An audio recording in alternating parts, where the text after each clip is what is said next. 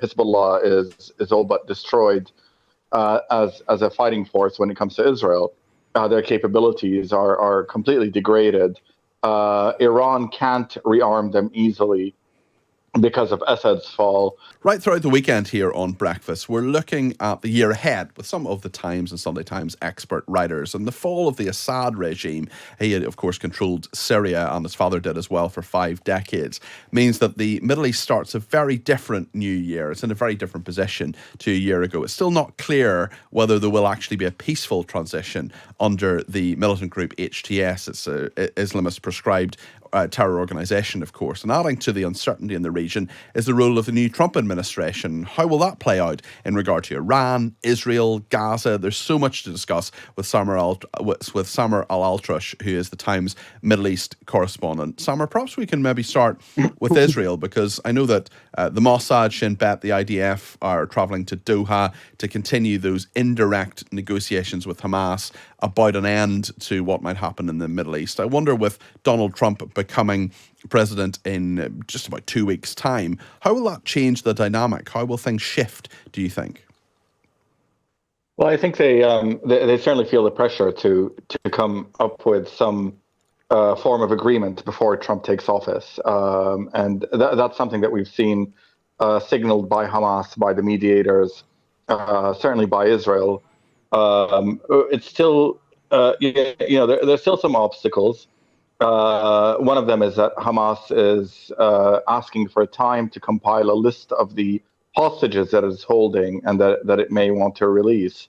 They are certainly under a lot of pressure, Hamas, more so. I mean, it's not just that Trump is coming, but I think their idea behind the October 7 attack, it was quite delusional in the sense that they assumed that they would be attacking Israel and they would be drawing in Iran, Hezbollah into some grand war that would destroy Israel. I mean, that was literally their thinking, and that they would incite a intifada in the West Bank.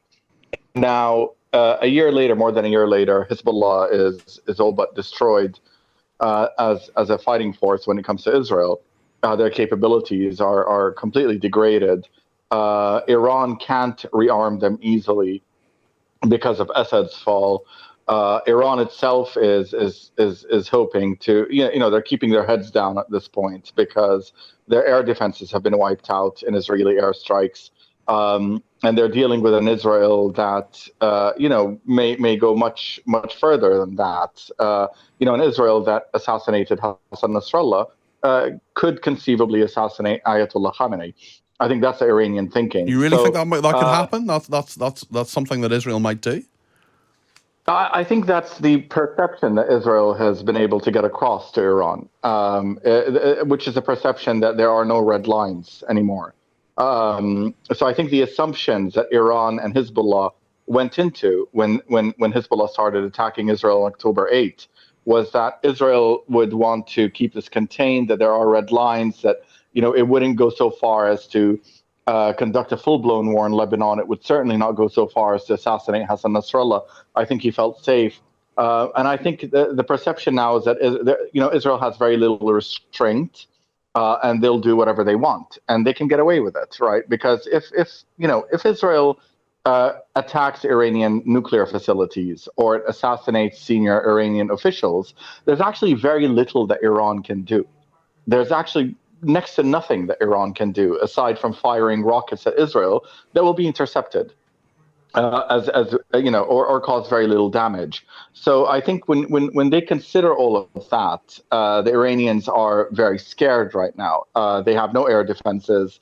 They have no strategic depth. That's gone with Assad's fall and with the beating that Hezbollah got. So certainly they do think that Israel can, if it wants, target the Iranian leadership.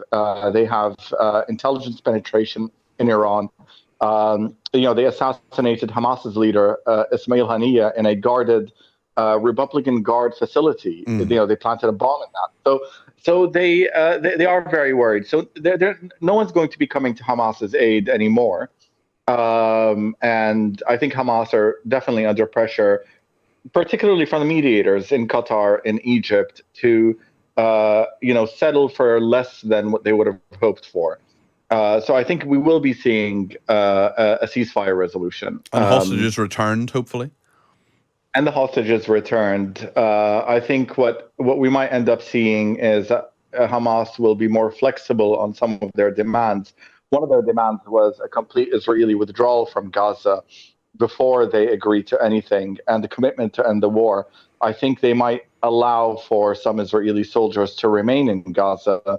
Now, the question is, from the Israeli perspective, what's their game plan? I mean, I think, they haven't really settled on one. Yeah. And I wonder if that's, sorry to interrupt you, Samer, I wonder if that is a question for 2025 as soon as now, in terms of what Gaza looks like after the war. And I wonder if you could perhaps tell us, just in your view, about Syria, actually. What happens now, you think, with HTS? They are under pressure from the international community about things like the curriculum. We've talked about that on this programme. But I wonder how you think Syria and HTS's rule of Syria continues, because it's been, to me, I mean, you're the expert, you're there, largely peaceful so far. Is that a fair assessment? I think, yeah, it's been largely peaceful, but there have been clashes. There have been tensions, particularly between the Alawi minority and the HTS. We've seen clashes. We've seen protests, and there is an ongoing campaign to arrest wanted Assad regime officials, many of them from the Alawi minority. So these tensions do remain. I think other minorities, mostly the Christians, they also fear that the HTS is going to be imposing, Islamic law or some form of Islamic law. It's too early to tell. This is just what's happened in Syria happened very, very quickly. We've seen a very radical change in overnight, really. Certainly, the HTS are, they are trying to tell the international community that they've changed. There is a genuine ideological transformation that we saw over the past years, from kind of transnational jihadism to focusing just on Syria. So when it comes to the terrorism designation, which remains in the UK and in the US, the HTS no longer is thinking of conducting transnational attacks against Western targets. But they still are an Islamist group. And they do have the view that, well, we liberated Damascus, so we get to decide on the government, on the transitional period. And they aren't being very inclusive. They're not being inclusive of other Syrian factions. They're not being inclusive of minorities. And that's not a good thing. That doesn't bode very well for the future. It'll be fascinating to see how it develops. Samer Al-Atrush is the Times Middle East correspondent. Thank you for joining us on Times Radio Breakfast.